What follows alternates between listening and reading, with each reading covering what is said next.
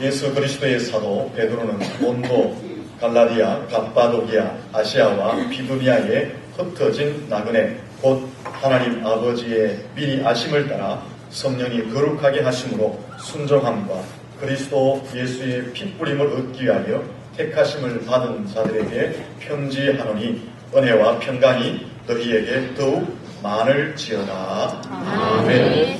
할렐루야. 아멘. 인사하며 축복합니다. 잘 되고 있습니다. 더 잘 될 것입니다. 한 번 더 옆 사람에게 축복합니다. 하나님의 은혜와 평강이 넘치시기를 축복합니다.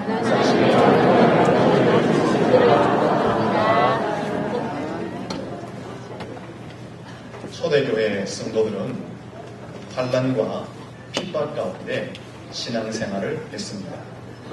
보통 교회에서 초대교회라 함은 예수 그리스도의 탄생을 기점으로 해서 400년에서 500년 사이에 세워진 교회들, 그 기간을 초대교회 기간이라고 말을 합니다. 이 기간들 중에 예수님의 탄생을 기점으로 약 300년 이상 교회와 성도들은 핍박과 환난을 받으며 신앙생활을 하였습니다. 초대교회 성도들은 예수를 믿는다는 이유만으로, 교회를 다닌다는 이유만으로 직장에서 쫓겨나기도 하고 집을 빼앗기기도 하고 가족과 헤어져야 하는 아픔도 경험했고 재산을 몰수당하기도 하고 매를 맞고 감옥에 갇히기도 하며 마침내 처참하게 순교를 당하는 일을 경험하게 되었습니다. 굶주린 동물들에 의해서 찢김을 당하여 동물들의 밥이 되기도 했고 십자가 서형을 당하기도 했고 단두대나 짝두에서 목이 잘리는 참수형을 당하기도 했고 장작 더미에 올려져서 화형을 당하기도 했고 생매장을 당하기도 했고 온몸에 기름을 발라서 어두운 밤길을 밝히는 횃불에 죽임을 당하는 그런 순교를 당하기도 했습니다. 이 초대교회의 박해는 거대한 로마라는 국가와 또 이 교도들과 혹은 같은 동족인 유대 민족들로부터 조직적이고 친밀하게 박해를 당하였습니다. 이러한 박해 가운데 성도들은 믿음을 지키기 위해서 지하굴을 파고 들어갔습니다. 그래서 지하 동굴에서 숨어서 신앙을 지켜 삶을 살았습니다. 이 지하 동굴을 카타콤이라고 말을 한 것입니다. 이 카타콤은 로마 지역에만 해도 약 10여 군데가 있고 그 길이를 합하면 약 200km가 된다고 합니다. 화면을 보시는 것처럼 카타콤은 개미집처럼 저렇게 미로처럼 지어져서 한 번 들어가면 찾아 나오지 못하는 아주 복잡한 동굴이었습니다. 저것을 성도들이 직접 파서 저기에 숨어 신앙생활을 한 것입니다. 로마 지역에는 깊은 곳은 20m 정도 파 들어갔습니다. 보통은 4, 5m 정도의 지하동굴을 파고 신앙생활을 했던 것입니다. 로마에만 카타콤이 있는 것이 아니라 아시아, 소아시아의 지역, 터키 지역에도 저는 카타콤이 엄청나게 많이 있습니다. 이 터키 지역에 소아시아에 있는 카타콤은 로마의 카타콤보다 훨씬 더 크고 웅장했고 너무나 크게 지어져 있음을 보게 됩니다. 어떤 것은 도시 전체가 거대한 저렇게 보는 것처럼 바위 굴로 만들어진 것도 있습니다. 최고 깊은 곳은 120m 깊이까지 굴을 파고 들어갔다고 합니다. 현재 우리가 성지순례를 가보면 약 8천 깊이 정도만 들어가서 구경을 하게 된다고 합니다.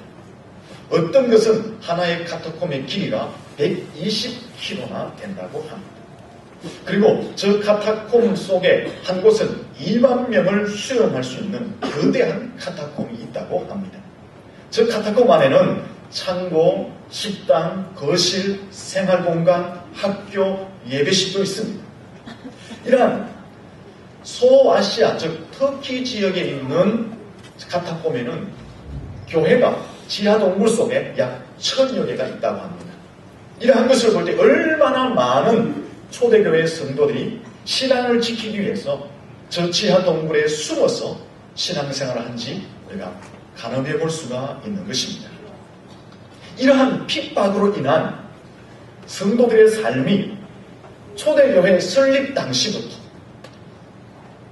AD 313년 콘스탄틴 대제가 밀라노 칙령을 선포할 때까지 계속되는 핍박이 있었습니다. 무려 300년 이상 거대한 로마의 국가와 이교도들과 같은 민족인 유대인들로부터 조직적이고 친밀하게 박해와 핍박을 받았던 것입니다. 특히 네로 황제 때는 극심한 박해를 받았습니다. AD 64년 7월 여름 어느 날 로마에 대화재가 일어났습니다. 이건 네로 황제가 의도적으로 로마에 화재를 일으킨 것입니다. 이 대화재로 인하여서 로마의 시민들이 네로 황제를 향해서 거세게 항의를 했습니다. 네로 황제는 시민들의 마음을 돌리기 위해서 이 대화재는 바로 예수 믿는 그리스도인들이 불을 낸 것이다 소문을 내었습니다. 그리고 시민들의 항의를 돌리기 위해서 그리스도인들을 이제 잡기 시작했습니다. 잡아 끌고 갔습니다. 줄줄이 그리스도인들은 끌려갔고 원형 극장에서 짐승들의 밥이 되기도 했고 십자가에서 처형을 당하기도 했고 어떤 그리스도인들은 이 양의 가죽을 입힙니다. 그래서 사냥개들이 있는 곳에 집어던집니다. 그러면 사냥개들이 이 양인 줄 알고 처참하게 물을 뜯어서 그리스도인들을 죽이게 했습니다. 아까 말씀을 드린 것처럼 온몸에 엽청을 발라가지고 거리마다 이 횃불 대신에 사람을 세우는 크게 불을 붙여놓고 그래서 어두운 밤거리를 밝히는 그런 일들을 했던 것입니다.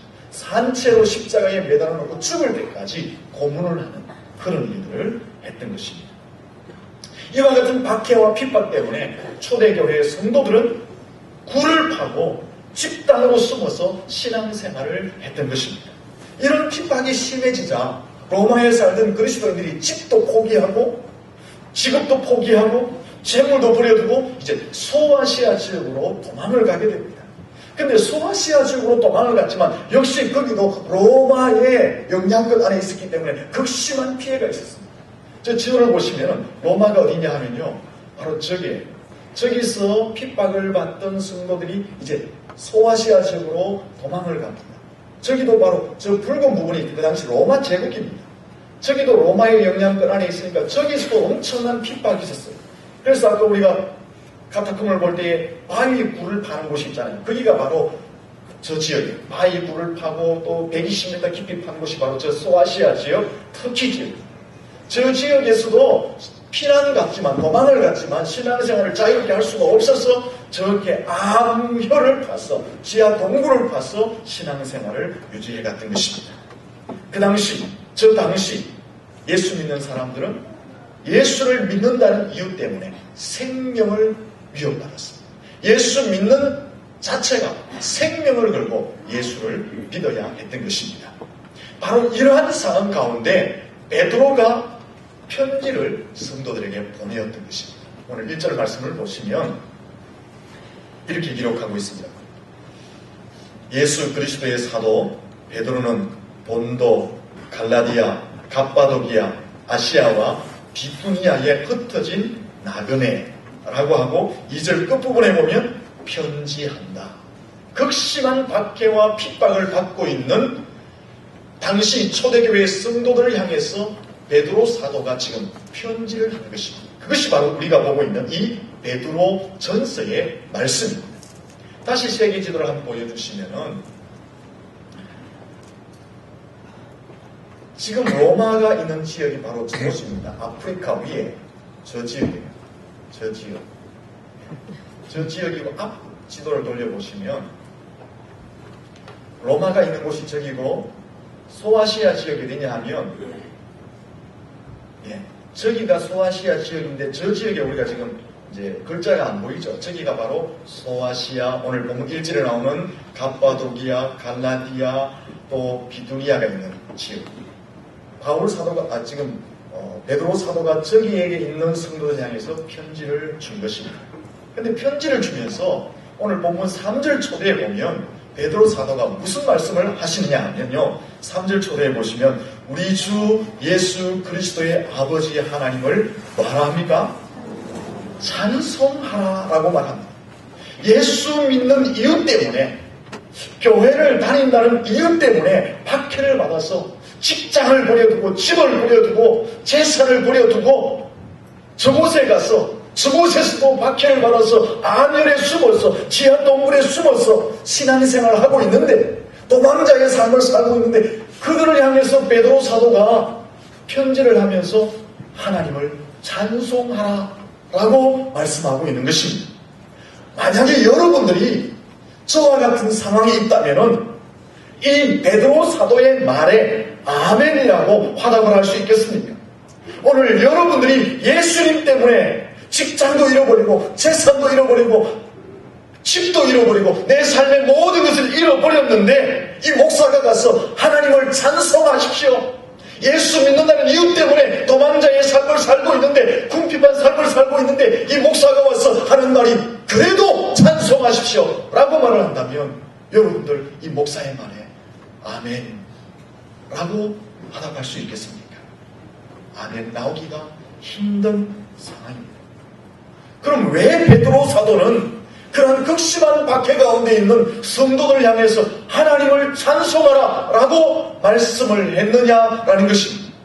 그 이유는 성도들에게 산 소망이 있었기 때문에, 그 산 소망으로 인하여서 하나님을 찬송하라 라고 베드로 사도가 권면을 했던 것입니다.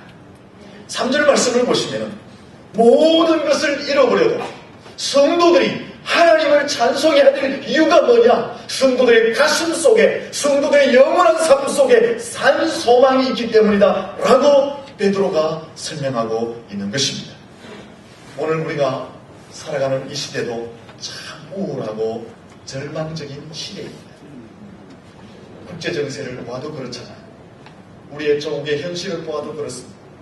특히 요즘 우리의 정치를 보면 너무나 실망스럽습니다. 우리의 경제 상황을 보면 참 어렵고 힘들고 때로는 막 속에서 열이 나기도 합니다. 그런 가운데 교회는 빛처럼 소금처럼 존재하지 못하고 오히려 더 많이 혼탁해져 있는 모습으로 교회가 세워져 있습니다. 각 개인의 삶을 보아도 예전보다 훨씬 더 행복지수는 낮아 있습니다. 이러한 시대 가운데 행복이라는 말, 이러한 시대 가운데 희망이라는 말, 미래의 소망이라는 말은 좀 어울리지 않는 것 같습니다. 그래서 이런 시대는 긍정, 희망, 미래, 소망, 소통, 행복 이런 말보다는 이 시대는 불평, 원망, 파괴, 파멸, 수고골통, 종북 좌파, 절망, 안 된다 이런 소리들이 훨씬 더 이 시대를 많이 지배하고 있습니다. 이것이 우리가 살고 있는 현실입니다. 그러나 성도들은 이런 현실 가운데도 찬송하며 살아야 합니다. 왜 그럴까요? 성도들에게는 산 소망이 있기 때문에 그렇습니다. 사랑하는 성도 여러분, 아무리 시대가 어려워도 여러분의 삶이 비루하다 할지라도 산 소망으로 인하여 찬송하며 사시기를 예수님 이름으로 축원합니다. 그러면은 그 산 소망이 무엇이기에 어렵고 힘든 삶 가운데도 하나님을 찬송하며 살아갈 수 있느냐 하는 것입니다. 과연 성도들의 속에 있는 산 소망이 무엇이기에 이 힘든 시대 가운데 행복의 노래를 하며 하나님 찬양하며 살아갈 수 있느냐 하는 것입니다. 첫째는요, 예수 그리스도의 부활로 말미암아 거듭남의 은혜를 받은 성도들이기 때문에 이 험한 세상 가운데도 찬송하며 살아갈 수 있는 것입니다. 사랑하는 성도 여러분, 부활하신 예수님을 만나서 우리는 거듭남의 소망이 있는 줄로 믿습니다. 그래서 찬송할 수 있다라는 것입니다. 3절 말씀을 보시면 부활하신 예수님 때문에 거듭남의 은혜를 받았다고 합니다. 여러분, 성도들이 거듭남의 은혜를 받았다는 것은 어떤 뜻이에요? 죄와 죽음과 사단과 지옥과 저주의 권세를 끊고 영적으로 새롭게 태어났다는 것입니다. 영적으로 새롭게 태어났다는 것은 영적인 부활을 했다는 것입니다. 이 거듭남의 소망을 가진 사람은 어떤 은혜가 있느냐? 장차 예수님께서 재림하실 때에 예수님처럼 존귀하고 영광스러운 모습으로 부활에 참여하게 되는 것입니다. 이 거듭남의 소망이 있는 사람에게는 어떤 은혜가 있느냐? 해같이 빛나는 영원한 천국을 기업으로 받는 소망이 있는 것입니다. 그래서 베드로 사도가 이 산 소망이 있기 때문에 어려운 시대 가운데도 성도들이여 하나님을 찬송하라 라고 권면하고 있는 것입니다. 사랑하는 성도 여러분, 세상의 것은 소망이 없습니다. 우리가 좋아하는 돈, 안 좋아하시는 것처럼 보지 마세요. 다 좋아하시죠. 권력, 명예, 우리의 삶의 울타리. 그거는 좀 이따 보여주세요. 이런 것들이 우리의 소망인 것처럼 보이죠. 이건 다 유한하고 사라지고 썩어지고 없어질 것들. 하지만 하나님께서 예수 그리스도의 부활 안에서 우리에게 주신 거듭남의 소망, 부활의 소망, 하나님의 해 가운데 해같이 빛나는 그 천국을 주실 소망은 영원히 존재하는 산 소망이 되는 줄로 믿습니다. 그 산 소망이 있기 때문에 아무리 어려워도 찬송하며 살라라고 말씀하고 있는 것입니다. 지금 베드로가 박해를 받고 있는 초대교회 성도들에게 이 사실을 상기시키고 있습니다. 너희들이 재산과 가족과 직업과 집을 잃어버렸느냐? 모든 삶을 빼앗겨버렸느냐? 하지만 부활하신 예수 그리스도 안에서 너희들이 죄와 죽음과 사단과 저주와 지옥의 권세를 끊고 거듭남의 은혜를 받고 하나님의 백성이 되지 않았느냐?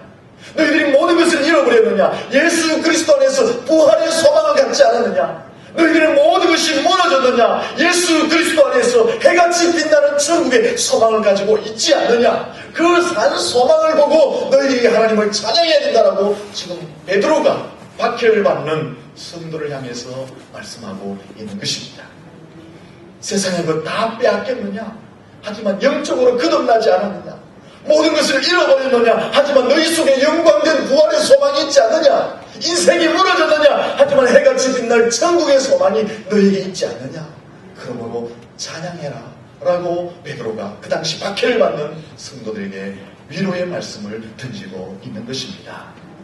사랑하는 성도 여러분, 우리는 세상이 무너져도 이 분명한 소망이 있는 거룩한 백성들인 줄로 믿습니다.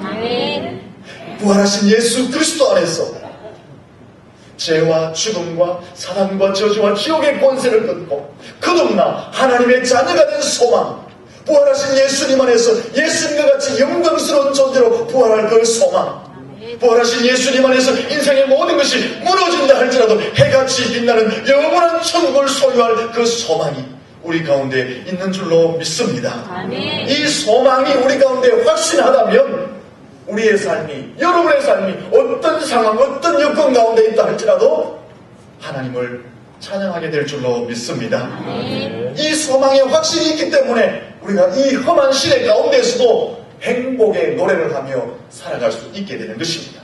이 소망이 바로 우리가 행복을 꿈꾸며 살아갈 수 있는 근거가 되는 줄로 믿습니다. 여러분, 이 소망이 분명하면 삶의 태도가 달라집니다.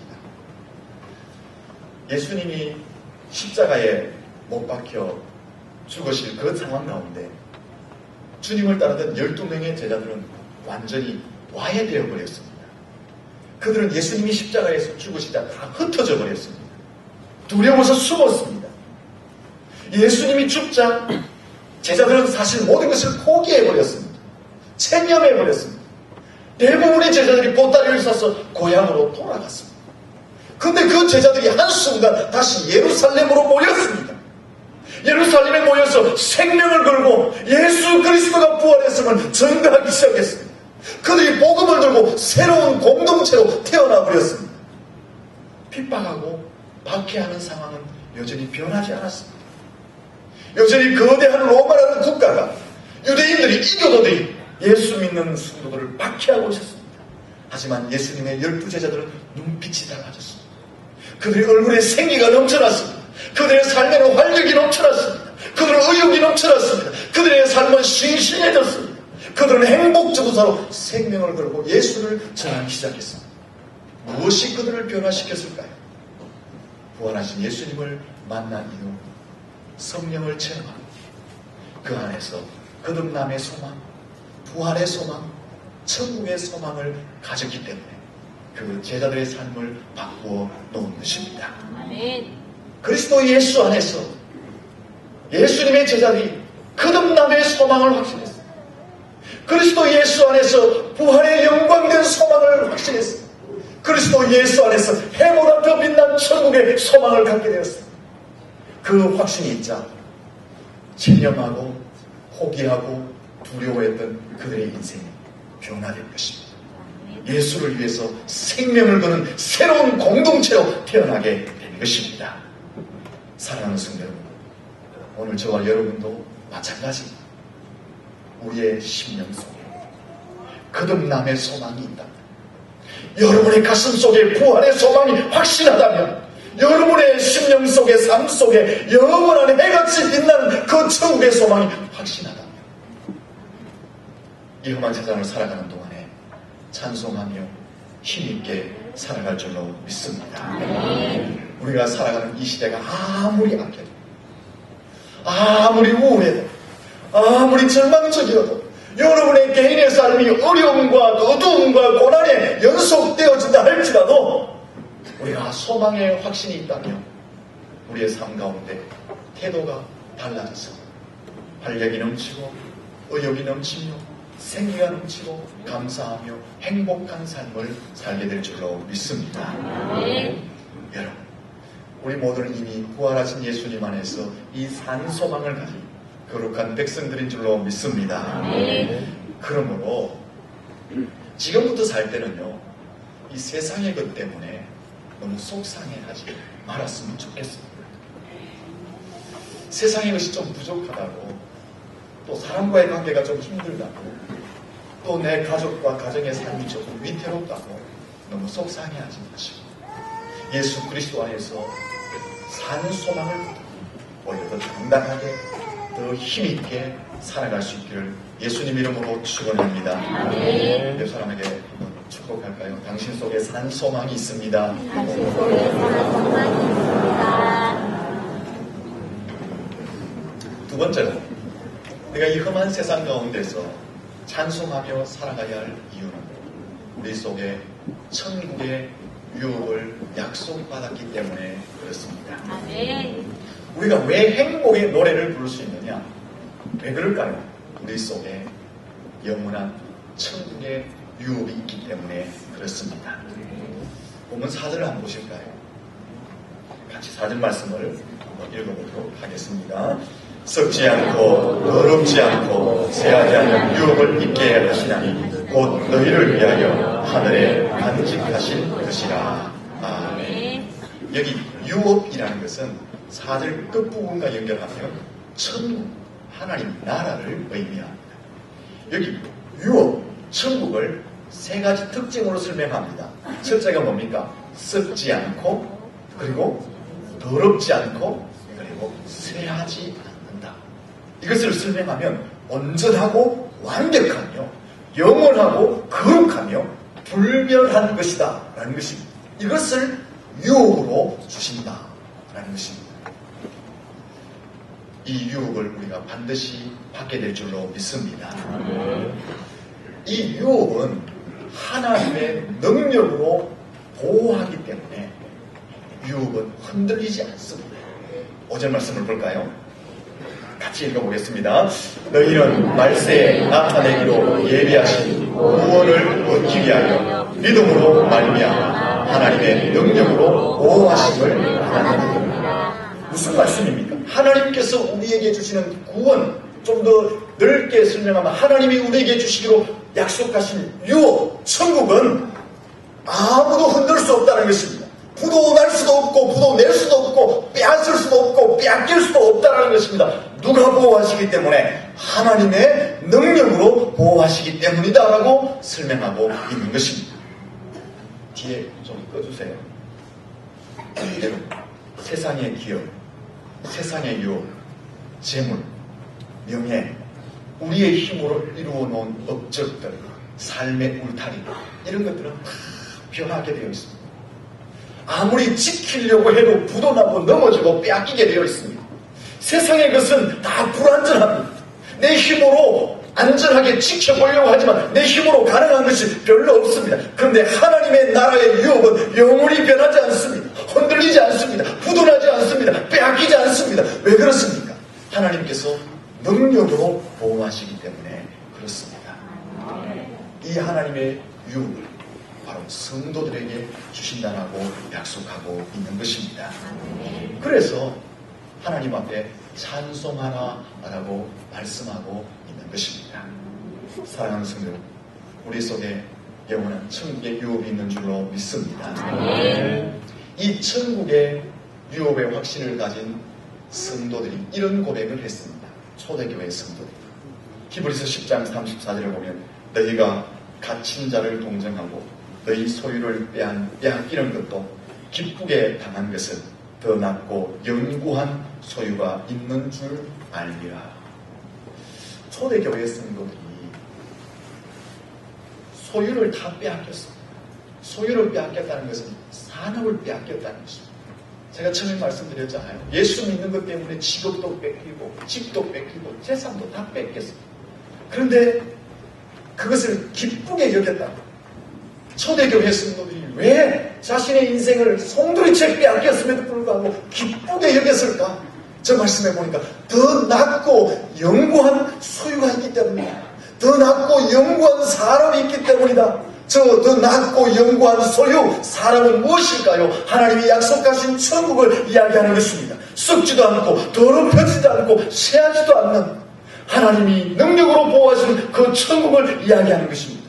초대교회 성도들은 하나님이 주실 영원한 유업에 대한 소망이 있었기 때문에 자신의 인생의 모든 것을 빼앗겨도 오히려 기쁘게 여겼다라고 말씀하고 있는 것입니다.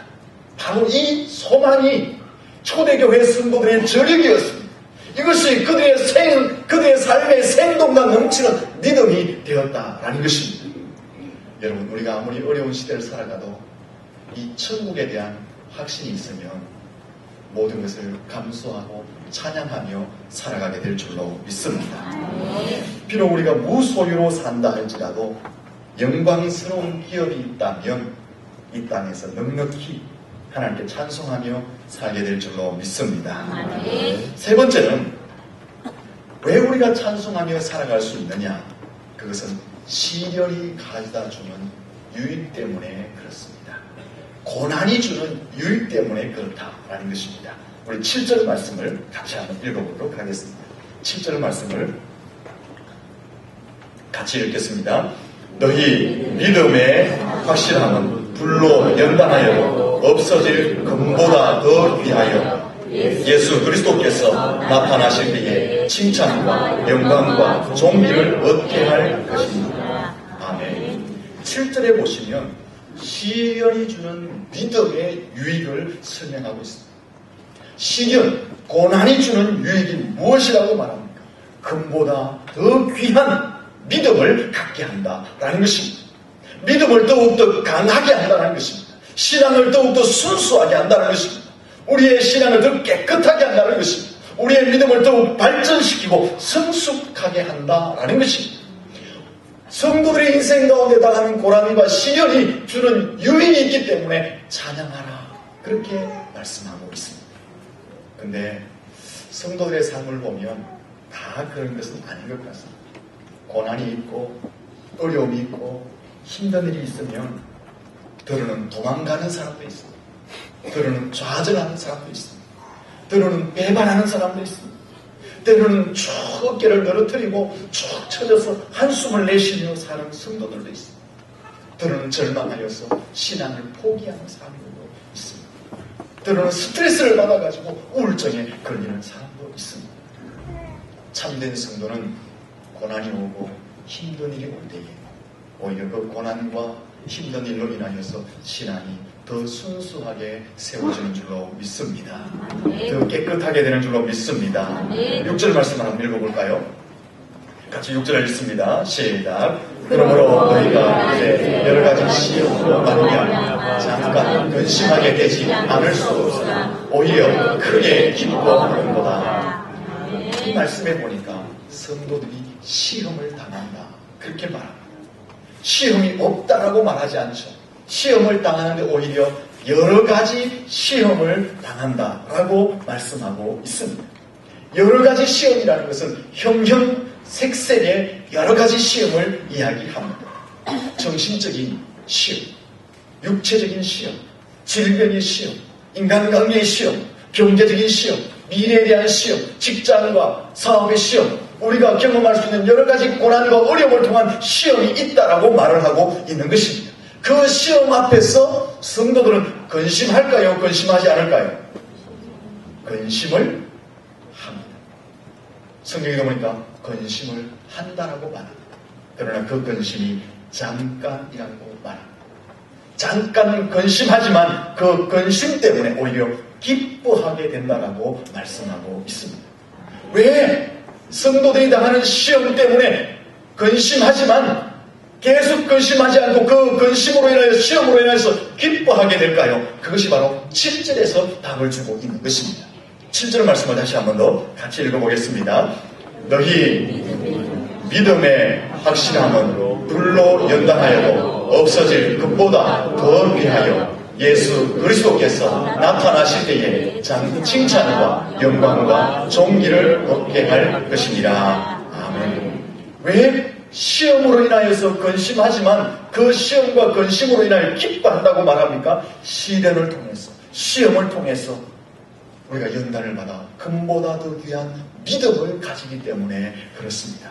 장차 예수님께서 나타나실 때 칭찬과 영광과 존귀함을 얻기 때문에 그렇습니다. 사랑하는 성도, 얼마나 귀합니까? 그러므로 고난과 역경 가운데 있을 때도 기뻐하라 그렇게 말씀하고 있는 것입니다. 사랑하는 성도, 고난이 있을 때에 움츠러들지 마십시오. 위축되지 마십시오. 예수님이 나와 함께 하심을 믿고 성령님이 나를 도와주심을 믿고 그 시련을 통해서 나를 연단하시고 금보다 더 귀한 믿음의 자리에 세우심을 믿으시고 장차 예수 그리스도께서 오실 때에 나에게 칭찬과 영광과 존귀함을 주실 것을 믿으시고 오히려 그 시련 앞에서 기쁨으로 맞이할 수 있기를 축원합니다. 이러한 산 소망이 있기 때문에 아무리 시대가 어려워도 성도들은 찬송하며 살 수 있고 이러한 산 소망이 있기 때문에 사랑하는 성도들은 행복을 노래하며 살아갈 수 있다라고 본문에서 말씀하고 있는 것입니다. 사랑하는 성도들, 이 시대가 어두운 것은 사실입니다. 우리의 삶이 전보다도 훨씬 피곤하고 지쳐있고 힘든 것도 사실입니다. 그러나 성도들은 찬양하며 살아갈 수 있는 줄로 믿습니다. 아멘. 왜 그렇습니까? 부활하신 예수님 안에서 우리가 거듭나고 우리 속에 부활의 소망이 있기 때문에 그렇습니다. 그 부활하신 예수 그리스도 안에서 새하여지지 않고 더럽지 않고 썩지 않는 영원한 하나님의 나라를 약속으로 유업받은 그 소망이 있기 때문에 그렇습니다. 그리고 예수 그리스도 안에서 모든 고난과 시련이 우리에게 더 유익한 자리로 우리를 금보다 더 귀한 믿음의 자리로 주님 오실 때의 영광과 칭찬과 존귀한 자리로 세워줄 것을 확신하기 때문에 우리는 찬송하며 살아가게 될 줄로 믿습니다. 여러분, 성도들은 좀 다른 삶을 살아야 돼요. 우리 옆 사람이 한번 인사합시다. 좀 다른 삶을 살아갑시다. 왜 우리가 다른 삶을 살아가야 됩니까? 우리가 산 소망이 있기 때문에 그렇습니다. 세상의 소망이 아니에요. 세상의 사람들이 가지고 있는 그런 소망이 아니에요. 새하지 않고 썩지 않고 더럽혀지지 않는 거듭남의 소망, 부활의 소망, 영생의 소망, 천국의 소망, 고난 가운데서도 유익을 주시는 산 소망이 있기 때문에 우리는 좀 다른 삶을 살아야 됩니다. 여러분, 힘들고 어려운 일이 있다고 세상 사람들처럼 절망하거나 포기하거나 우울해하거나 이상한 그런 행동을 하지 마십시오. 우리는 세상 사람과 좀 다른 삶을 살아야 됩니다. 이 세상이 아무리 힘들고 어렵다 할지라도 여러분 가슴 속에 산 소망의 확신을 가지시고 감사하며 찬양하며 사시고 주님 오실 때 함께 영광스러운 모습으로 세워질 수 있기를 예수님 이름으로 축원합니다. 기도하겠습니다. 살아계신